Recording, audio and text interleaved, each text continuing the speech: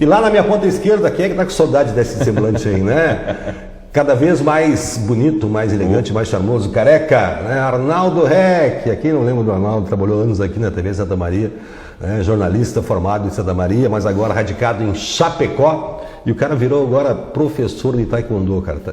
Tem coisas na vida assim, ó, que cada vez que eu penso, ele virar professor, tudo bem, mas a minha filhada, a esposa dele, que foi uma menina que estudou toda a vida para ser manequim, tinha todo aquele cuidado de manequim, delicado, hoje ela é lutadora de taekwondo. Então tá aqui, Arnaldo, seja bem-vindo, obrigado pela oportunidade. Eu sempre brinquei com ele que ele sempre me entrevistou, né? E hoje eu vou tentar entrevistá-lo, que é difícil, né? A gente entrevistar um jornalista é complicado, mas eu que não sou jornalista, tudo bem? Arnaldo, que bom te ter aqui, obrigado pela presença, né? Matar a saudade um pouquinho. Com certeza, obrigado pelo convite, é um prazer voltar aos estúdios da TV Santa Maria, depois de tantos anos batendo a mão na bancada e apresentando várias pautas. E hoje como a pauta do programa, né? É uma sensação diferente. Eu acho que é mais difícil o jornalista conceder entrevista do que o não jornalista entrevistar um jornalista, porque a minha vida toda fui acostumado a conduzir as perguntas, agora preciso pensar nas respostas. Falando em empresário, Arnaldo Reck, quando foi para Chapecó foi para ser jornalista, e de repente deu uma guinada aí. Na verdade, a arte marcial ela me acompanha desde sempre, né? O ano que vem eu vou completar 30 anos de prática de arte marcial. Comecei em Santa Maria, no antigo Grêmio de Subtenentes Sargentos, e sempre fui praticando muito como hobby, né? E desenvolvi a carreira no jornalismo, que você conhece, o pessoal da TV que mais antigo também conhece. E eu estava em Porto Alegre cobrindo a Copa do Mundo, né? Na época para a Rádio Gaúcha. E continuei treinando e tal, e chegou um momento na minha vida que eu estava com sobrepeso, o treino eu não era aquela coisa mais disciplinada e tal, e juntou duas coisas bem importantes, a paixão pela arte marcial, e na faculdade de jornalismo eu tive a oportunidade na UFSM de ter duas disciplinas focadas em empreendedorismo, pegando emprestado o pessoal da administração. Sim. Mas eu era da Facos, né? E aquilo me deu um norte muito bacana de começar a trabalhar a parte de comunicação e empreendedorismo para a arte marcial na franquia que eu estava praticando e tal. E chegou um momento da minha vida que eu disse assim, tá, o que eu quero fazer? Eu quero continuar como repórter ou quero fazer outra coisa?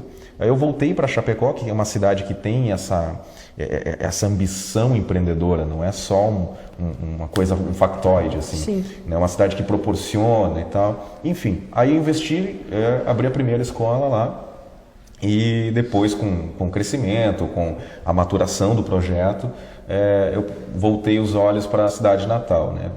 Revitalizar o taekwondo em Santa Maria. E agora a coisa começou a tomar uma proporção em que não tem mais espaço para o jornalista, não tinha mais espaço.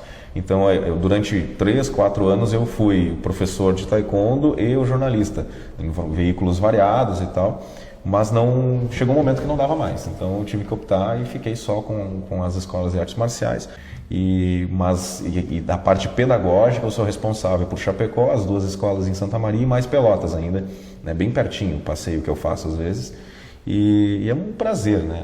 E como você falou no começo, né, tem a minha esposa que treina junto, é faixa preta, campeã brasileira, sabe? Então é uma coisa que é bacana. E o mais legal ainda é o poder de transformação, que eu sempre fui apaixonado pela arte marcial. Você sabe bem, a minha esposa ela tem uma ojeriza ao esporte. Ela matava a aula de educação física, né? O meu sogro vai ficar bravo comigo de eu revelar isso, mas ele facilitava esse processo. Ele sempre soube, ele só fazia Eles facilitavam ela para não fazer aula de educação física. Ela odiava educação física, sempre detestou esporte e se identificou com a arte marcial de um modo que surpreende a todos, assim.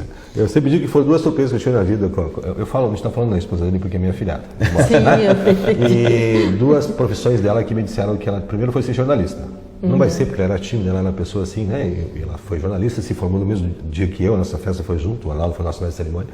E quando ela foi a Chapecó, daqui a pouco ela vai lutar taekwondo, não, ela vai quebrar a unha, ela vai reclamar, ela vai se sentir, né? Trazer eles para ter aproveitar esse gancho da Daiane, eu acho que essa relação com a UFSM, ela suscita um envolvimento um pouco maior do que a mera lógica do consumo, estudante gasto, estudante vive, estudante isso. Sim. Eu acho que o que se produz de conhecimento na UFSM, ele é de uma benesse gigantesca para qualquer cidade. para qualquer lugar que tivesse a oportunidade de ter o que se produz de conhecimento na UFSM, você teria situações muito melhores aproveitadas por todos, não só pelo empresário, eu acho que pelo cidadão comum. Você citou duas coisas importantes: a administração é bom para a vida de todo mundo, contabilidade é bom para todo mundo. Há muitas pessoas que defendem esse aprendizado na escola. Você aprender a lidar com administração financeira, cuidar da sua vida, das suas contas e tal. Eu concordo com quem defende essa tese, sabe? Eu acho que a UFSM ela proporciona essas possibilidades.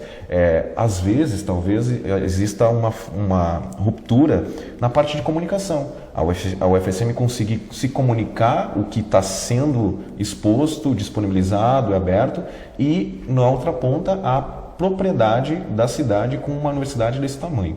Aproveitar as coisas que existem lá. Durante algum tempo sempre se falou assim: Santa Maria precisa, na minha época de estudante, precisa se apropriar da sua própria universidade. E eu acho que 60 anos depois continua. Esse mesmo dilema. Continua. Arnaldo Recchia, jornalista e hoje diretor da Arta Chapecó, Santa Maria e também Pelotas, e com a Daiane Ribeiro, que é do curso de administração, e falando sobre a semana acadêmica da UFSM que está começando hoje. Arnaldo, fala um pouquinho do que significa ATA, porque pelo que eu falei com o Lucas, assim, vocês praticam o taekwondo, mas tem outros tipos de disputas, por exemplo, não vão ser atletas olímpicos. Como é que funciona isso? O taekwondo ele tem praticamente duas modalidades, ou duas vertentes, vamos chamar assim. Ambas saídas da Coreia do Sul, antes de ser Coreia do Sul, das Coreias, depois que vem o pós-guerra, surge essa necessidade de revitalizar a questão cultural da Coreia. E há dois movimentos, isso nos anos 60. Tá? Um movimento que buscava uma grande competição mundial para levar a cultura coreana, e um outro movimento para resgatar as raízes dos grandes clãs coreanos. E esses dois movimentos eles saem de Seul e vão para a Europa e para os Estados Unidos. E nesse momento é que surge a ATA, quando ela chega nos Estados Unidos e transforma a cultura coreana num viés mais ocidentalizado, para que fosse de maior acesso, as pessoas conhecessem o que é a Coreia, como que funciona a questão da disciplina, da estrutura, dos comportamentos mais morais, aquela coisa da família coreana e tudo mais. Então há esse movimento. A ATA ela representa esse movimento.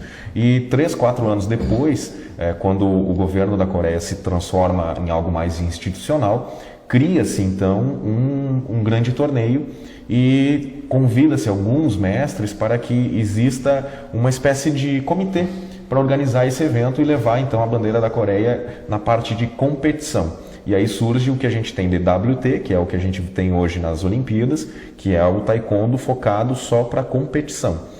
E tem o taekwondo que a gente, de um modo mais grotesco, a gente pode explicar que é um taekwondo mais integral, que ele tem a parte de competição, mas tem toda uma outra a parte mental que tem relação com essa questão estrutural do oriental, da Coreia, de como que funciona no Oriente, as questões de disciplina, de conseguir estruturar uma aula e tudo mais. Então essa é a principal diferença. Do ponto de vista pedagógico, eu posso te dizer que a ATA ela trabalha com todos os tipos de pessoas. Então você vai ter aquele que é atleta, aquele que é não atleta e aquele que gosta do hobby. Por isso que a gente consegue trabalhar com crianças de 3 anos até crianças de 79 anos. Sem nenhum tipo de discriminação. Sempre atendendo, o mais importante, as questões individuais, Então, assim, você vai ter hoje um dado bem interessante, o número de praticantes, e isso de qualquer esporte, tá? Que vá competir em médio rendimento, não é nem alto rendimento, ele não ultrapassa os 10% nos centros de treinamento, ou nas escolas e tudo mais. Em média, 10% daqueles que praticam qualquer esporte têm condições e às vezes ambições de disputar algum tipo de competição. E eu descobri que o Arnaldo foi vice-campeão pan-americano. O que aqui no Brasil talvez não signifique nada, Porque as pessoas têm esse ditado. Eu sempre digo que a gente é burro, Mas eu imagino que ser vice-campeão... E ser vice-campeão, até teve um colega meu que disse assim, cara, você tem que falar que foi medalha de prata, senão o brasileiro não entende, que você foi vice-campeão. Eles acham que eles vão lembrar que você perdeu a final. A última luta, não, as outras Então a gente conseguiu uma medalha de prata, no PAN, e E foi uma coisa, como vocês estavam falando antes, assim, o esporte amador ele é muito maltratado no Brasil. É muito difícil. Só que eu não faço o discurso da vítima só. Eu vejo que a economia ela não ajuda, né? O empresário não tem essa cultura de fazer essa associação que você falou. Ele também não tem a oportunidade, às vezes, de fazer essa associação, porque o empresário, não raro, está matando 17 leões por dia para conseguir se manter funcionando. Então, e não tem essa cultura do marketing positivo. Né, que é a mídia espontânea que a gente chama. É você associar a sua marca em algo que é extremamente legal, você falar sobre transformação de vida, sobre qualidade de vida, né, poderia estar aqui agora comigo um patrocinador, né, no meu uniforme, né, ganhando essa mídia desse canhão que é a TV Santa Maria, não só no 19, mas também no site, e a internet não tem uma fronteira. Então poderia, mas não acontece, não é comum isso, não é uma prática comum no Brasil.